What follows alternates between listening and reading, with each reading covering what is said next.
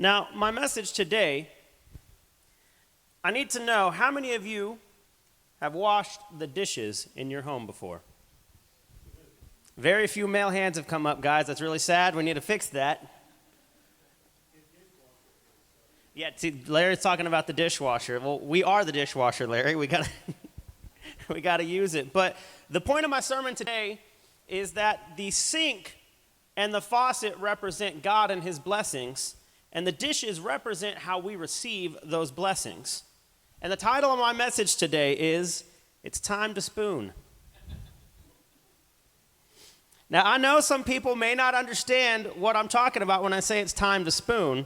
And there's some people watching at home that may be spooning while they watch my sermon, but it's not the type of spooning I'm talking about. What I'm getting at is something spiritual.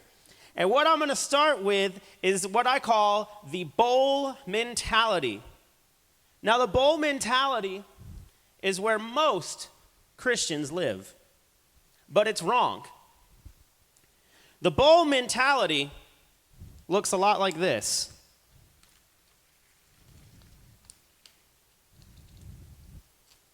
I told you I was going to have fun. I'm going to get this table very messy. Now, when you look at the bowl, there's one thing you notice about the water as it comes out of the sink. The bowl gets full. And you think that that's a good thing, but the bowl getting full is actually a negative thing. As the blessings from Christ rain down, there are Christians who get full off of those blessings. It's a dangerous lifestyle because those same Christians also get full off of sorrow. Their bowl gets full, their internal spiritual bowl gets full of whatever's happening at the moment. So while they receive the blessings, yeah, they're full of blessings, but the blessings aren't always on. So sometimes they're full of dirt, of old milk, of fruity pebbles, as Pastor requested. There's all these things that your spirit can be full with, and it's a dangerous mentality to live in for one purpose of your life. You should not ever consume yourself with the moment. I read an article that said if you live in the past, you'll find depression. If you live in the future, you'll find anxiety. It's those who live in the present that understand what life really is. And people who get full off of the moment are all over the place. The blessings come, and they're in the future now. They're planning how they're going to spend the money. They're planning how they're going to spend the finances and the time and the new education.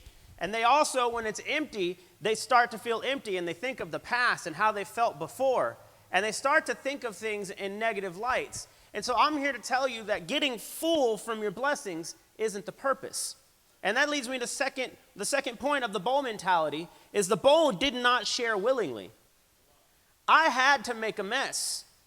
And the bowl's not all the way full yet. And I can tell you right now, the only way this bowl starts to spill over is when it has consumed 100% of its own space. The bowl will not spill. I'm at 100 capacity. A full bottle of water just happened, and nothing has spilled out of this bowl. It's only when the bowl gets so full of itself and of its own emptiness inside that fills up, that's when you see the spillage happen. Christ is giving you blessings to share them. And the bowl mentality, people who have that mentality, they wait to spill those blessings over until they've harbored enough for themselves. And they will only share when they have exactly enough for what they want. But the danger in that is what I just told you is the bowl gets full.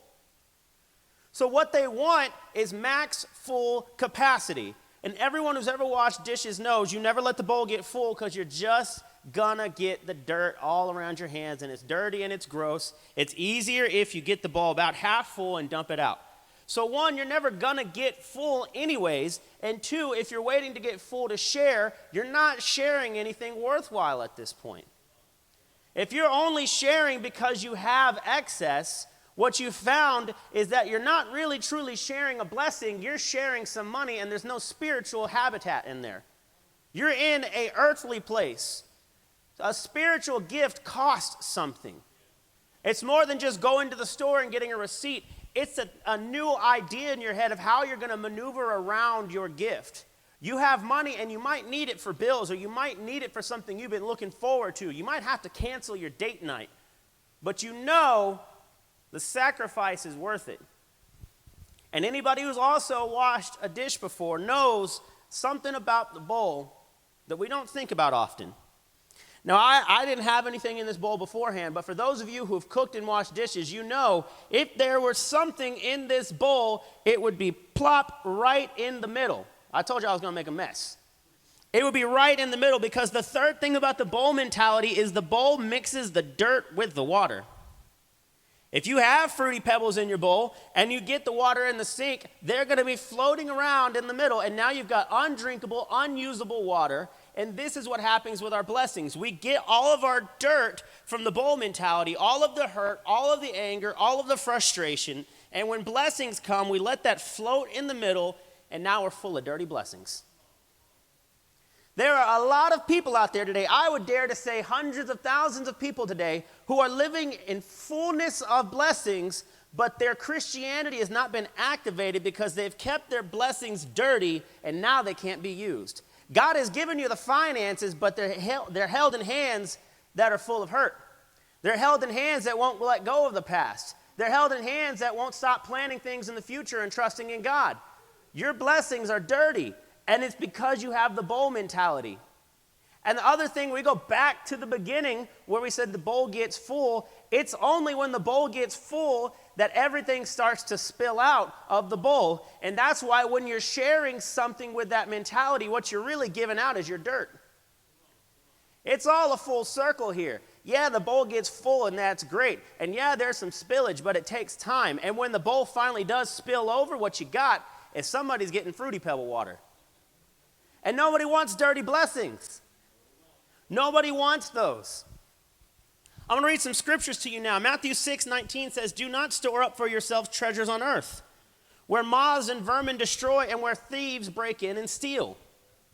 James 3:16, "Jealousy and selfish ambition exist. There will be disorder in every vile practice."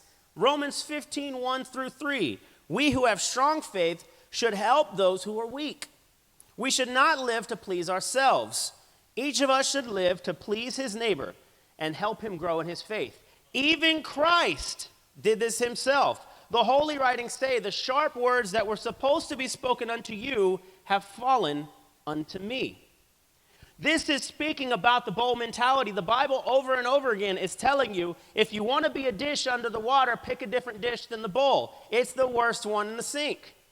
Now, the most frustrating dish is actually the best mentality we can have. Everybody hold up your spoon. All right, on the count of three, we're going to say it. 1, 2, 3, it's time to spoon. There we go. I like it. I got you guys to say it, and that's going to make me happy for about the next 3 years. Now, the spoon mentality is a personal favorite of mine, except when I'm washing dishes. Because the spoon is a little bit different than the bowl mentality. Let's take a look at what happens when I use the spoon.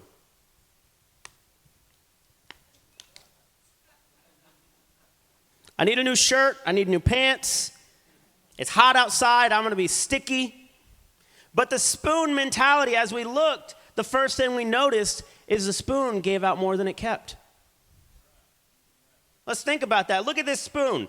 This is the spoon that was used. Let's look at this spoon that's been sitting in the bowl. There's nothing in there. There's just little drops around. And if you put it next to the bowl's very full, but the spoon doesn't look like it's been under the water yet. And that's because the spoon understands one thing. You got to give out more than you keep. So when God has given you blessings, it's time to invest in someone, in a church, in a friend, in someone in your family. The spoon is a powerful sharer because, as I can tell you right now, the bowl was dirty and I had to make a mess. It didn't take much more than me squirting water on this spoon for the table to get soaked. I got shoes right now and they got water on them because the spoon has done such a good job sharing. And it didn't care what it shared with. It just spread the water as best it could. And that's what you should be doing with your blessings. If God has given you the gift of extra time, use it for someone else. If he's given you the gift of extra money, use it for someone else. It doesn't matter. See, the spoon doesn't hold a whole lot of water, and it didn't take a whole lot of water, but it made a lot bigger of an impact than the bowl did. I'm going to have to spend more time cleaning up after the spoon after service than I am of the bowl. Because the spoon understands it's not about the amount of water or the amount of blessings that you keep. It's about how well you splash. So when I tell you it's time to spoon, I mean it's time to make a splash in your world. It's time to get someone else's life full and wet from your blessings. It's time to get the dry dishes around you wet.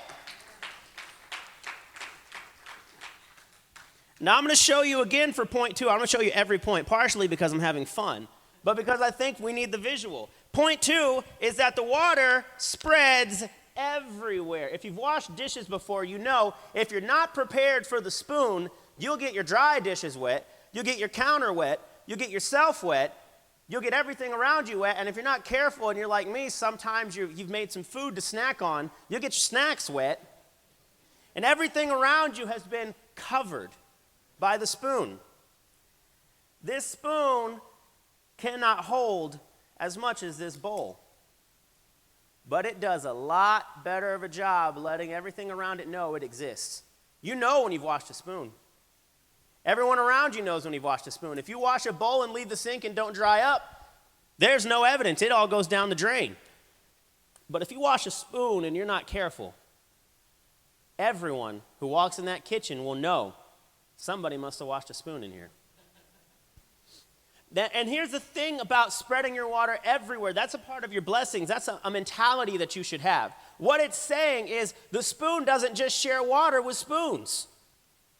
You're not supposed to just share your blessings with Christians. It doesn't care. It shares with forks, knives, counters, cabinets, shirts, shoes, socks. If you're washing in your underwear, it shares it in your underwear. It gets everywhere. The spoon understands something better than a lot of people do. You need to broaden your horizons. Don't just share with people who believe like you. Don't just share with people who look like you. Don't just share with people who have your past or your culture or your ethnicity. Get out there. And the spoon has a natural enemy, the fork. And guess what the spoon does? It shares with the fork.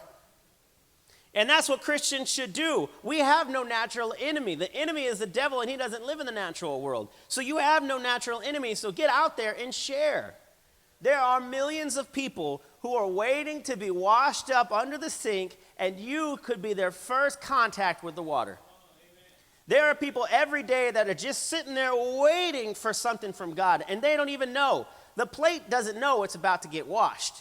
But when the spoon is around, the plate knows, well, I'm a little wet now. That's how we should be. There should be people out in the world who don't know what has like Christian faith. They don't know what it's about. They don't know what God has in store for them. They don't even really know what Christianity is. You should be their first impact by making a splash around. You should be out in the world trying to make a mess. They say the world is a dirty place. Well, wash it clean. Spread your water. It's time to spoon, guys. I'm waiting for people to spoon on their job, spoon in their home, spoon in the street, spoon at Walmart, spoon in the car lot, spoon everywhere you go. I want Christians, especially people of Austin Alive, to spoon so much that people think of Austin Alive when they think of spooning.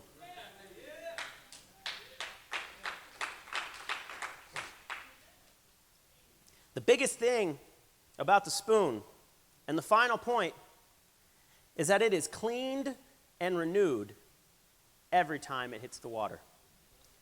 Now, I can't get this spoon very dirty, but I can try.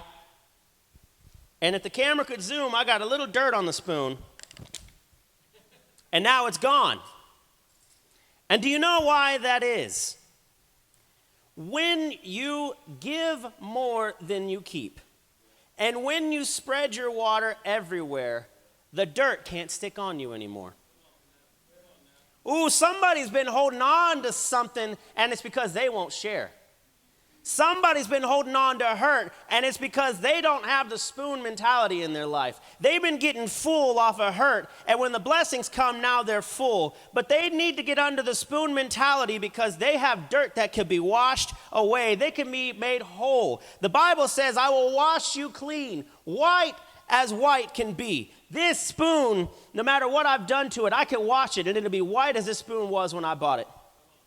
There is something powerful in that. Get this spoon mentality. Those of you who have had a life that you just wish would get off of your back, shape your spirit like a spoon and not like a bowl, and you'll find that the dirt has to go away. And if you've ever washed a spoon that's dirty, you can't find the dirt anymore.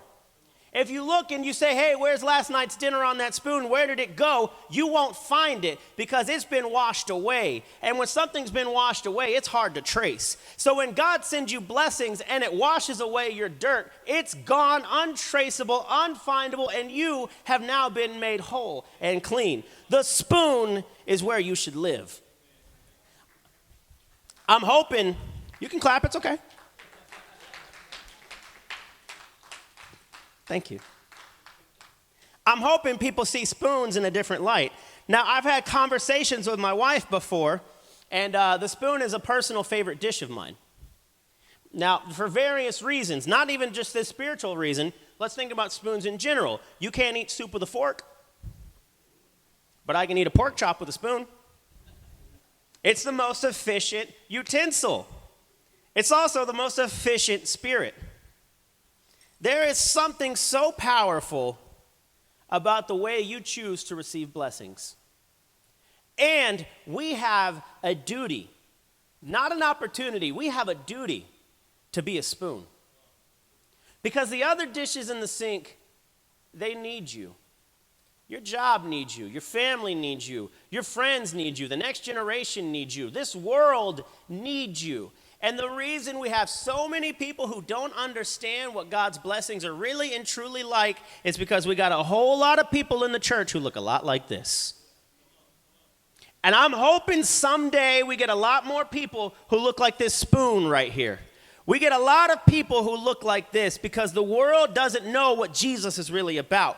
But the world would know if we shared, if we splashed, if we did it without caring. There are people out there who we think we've been taught might be the enemy. Oh, no, we don't have any enemies down here. We have people who are waiting for God's life.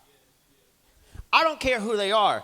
I'll say right now, I don't care if you have an atheist friend, if you have a Muslim friend, you have a Buddhist friend, you have a friend who thinks your Christianity is stupid. I don't care. Get them wet with your splash. Share your blessings with them. Don't discriminate. The spoon doesn't care what it's sitting next to. The spoon doesn't care what it had on it before. All the spoon cares about is that it was built to share. It was built to splash. And the water knows it too, which is why the water seems to run a little better under the spoon than on the bowl. I'm telling you right now, if you're waiting for more, you need to make your size smaller. God's telling you, I've got more for you, but you're not going to get it because you're keeping too much of it. Now, I'm getting in somebody's business today, and I heard a phrase that I'm in your kitchen, and I think I'm in a lot of people's kitchen mainly because I got some utensils up here and I'm having a good time. But I want to know, who here in this church is ready to spoon? There we go. I like it. Now, you guys can take these spoons home and enjoy it and have a reminder of what your Christian faith should be. So the next time you get something in your life, the next time you have an answered prayer, and I'll tell you something, your answered prayer could be a blessing from your health, and that can be shared too. And you might ask yourself, well, how do I share good health? Spend time with people. Use your renewed body to do something for someone. And use the hurt that you had to be able to be there for someone else. You are supposed to make the world look like this table does right now. The reason the world is a dark place is because we're not shining our light enough. The reason the world seems dirty is because there's water in all of our bowls. It just needs to get shared. But the good thing about your spirit is that it's not tied to a shape like these dishes are. You may be in the bowl mentality today, but it's only a matter of choices that make you a spoon. That's it. You can change what you've been. And the spoon, I really like this about the spoon in general. The spoon has a natural ability to maneuver itself around whatever dishes are out there. The bowl sits on top of everything, and it makes an impact. It moves. Everything around it has to move around the bowl. The dishes in the sink have to move when the bowl gets in there because the bowl's taking up all the space. What the spoon does is really what you should do. It gets all the way to the bottom. When you wash dishes, you don't get to the spoons until you've washed every other dish, because the spoons have surfaced all the way to the bottom where the dirt is at. And yet, they're not the dirtiest dish, because we as Christians should be in the lowest of low places, where the dirtiest of people, where the worst of past, that's where we should be. We should be in bars and streets, under bridges. We should be at Alcoholics Anonymous, in prisons. We should be next to drug addicts, next to hookers, next to people who've never had God, because the point of the spoon is that it can handle all the dirt because it knows it's getting washed clean. So get yourself dirty today. Because the spoon doesn't need to be around other spoons. The spoon is built to survive in the bottom of the sink, and that's what you're meant for. That's what we're all meant for. There's a world out there that some people would call a cesspool. Go jump in it. I've made a habit of diving, cannonballing into cesspools in my life. And you know why? Because when enough Christians get in a cesspool, it gets cleaned. When enough Christians get a hold of dirt, it gets cleaned. When enough God gets in an area, it gets cleaned. We can change the world if we just change how we receive blessings. You don't have to do anything different than just change how you receive God's blessings. You don't have to pray different. You don't have to act different. You don't have to learn a new worship song. You don't have to become a pastor, a missionary. I'm not sending you to China or Africa tomorrow. All I'm telling you is take what you get and share it. Make a splash. Now, this is my final opportunity to have a bunch of fun, but here's what I want for this church. I'm going to get this table extra wet today. Now, I'm probably going to be here for a while cleaning up. But this right here, let's get in this world. This is where we live. All this dirt, this table's been dirty. It's got all sorts of problems. I want to smack dab in the middle of it. Shamu style. If you're sitting in the front row, you might be wet today. I want us to get the world so full of Jesus that they can't help but understand what he's truly like. And lastly, what I want people to be aware of and to be careful of, and this goes for Christians, and it goes for non-believers. The spoon has a cousin that looks a whole lot like it. The spork. Beware of the sporks in your life. The people that look like a spoon, that don't really have the full spoon mentality. Be aware of that, because there's going to be people in your life that choose to represent Christ, and they do it wrong. And it may be you. You don't know. You might represent Christ wrong in a moment, in an instant. But the important thing about this, and what I'm trying to get across, is give people the time to make mistakes and make up for them. Don't judge Christianity based on Christians. Don't judge a church based on your interaction with someone in the pews. Don't judge everything you do by the spork. Look for the spoon in your life. And if you can't find one, be one. And if you don't have an area around you that needs you, I'll tell you right now, you're lying, because the world needs you everywhere you go. And I can prove it to you. I looked up this week in Austin alone, and I looked up the number of people who are on antidepressants based on area. And you might think, you go to South Austin, you go to North Central Austin, you go to East Austin, you might find some depression. But what I found was Lake Travis, Bee Caves, Westlake Hills, the high-end money areas were full of depression. It doesn't matter what's around you, you're needed. And don't let the environment decide for you that you can be a bowl. Be in the sink. It doesn't matter what sink it is. If you got a 2-compartment sink, if you got one, if your drain doesn't work, if you're at your job and you've got one of those special spray sinks that I wish I had for my sermon, no matter where your dishes lie, no matter what sink you live in, be a spoon. And I want to leave you all with one final thought. As you go home with the spoon in your hand, and you go home waiting for this afternoon to spoon, waiting for tomorrow to spoon, waiting for the rest of the week to spoon, I want you to think of all the spoons you've had in your life and what they really, truly did for you. Everyone in my life who shared something with me, I can tell you, were not in the position to share. They were not in the position to share, but they did it anyways. And it meant so much to me that people would sacrifice their last for me, sacrifice their comfort. I've had people who had extra money and then had just enough because they gave us something because we needed it. They had extra time finally, and they spent it with us. Or they watched our kids so me and Tanisha can get out. Or they came over and they sent me a nice message. I've had so many people who had nothing to spare, but they gave it to me anyways. And I want you to think of those people this week, and I want you to go out and thank them personally. And I want you to let them know what their splash did for you. And then I want you to learn from them. And I want you to go out this week, next week, every week thereafter, and make sure you're making a splash.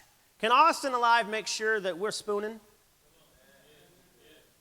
Just one more time for my own pleasure. 1, 2, 3, it's time to spoon. Oh, you guys weren't into that. Come on now. Everybody's into spooning. Let's get this going again. Let's try it again. Ready? 1, 2, 3. There we go. Now, there's some people who are excited about spooning. Father God in heaven, we know that you have had an impact on our life. And we know that the world is a place of dirt, where there's a lot of dirty dishes in our sink. In the area that we've been dropped in, God, we know that you expect us to share. You expect us to spread your blessings everywhere. You expect us to give more than we keep for ourselves. You expect us to be cleaned and renewed. And God, you expect us to do this every day, even when it's difficult. Even when the dirt and grime of our life is really stuck on there, we know that if we just sit under your blessings long enough, we'll be cleaned, we'll be renewed. And as long as we do our job and share with others, things will work out for ourselves. God, we eliminate the selfish mentality of the bowl. We eliminate everything that says you should keep for yourself. We eliminate the ideas of the world that say you should harbor everything you have because you just don't know what happens tomorrow. And we live in the reality that, yeah, we don't know what happens tomorrow, but we do know someone who does. And God, we thank you for what you've done for us. And we will continue to make a splash for you, God. And we will challenge our people to get into the dirtiest pot of the dirtiest dishes and make a splash so they can have an impact with God first through us. In your precious and holy name I pray. Amen. Thank you all. At this time, Derek is coming up and we have something special to share. You know what? I'm having a good time, so I'm going to leave with one thought, and just so I can have this on video, I'm ready to spoon.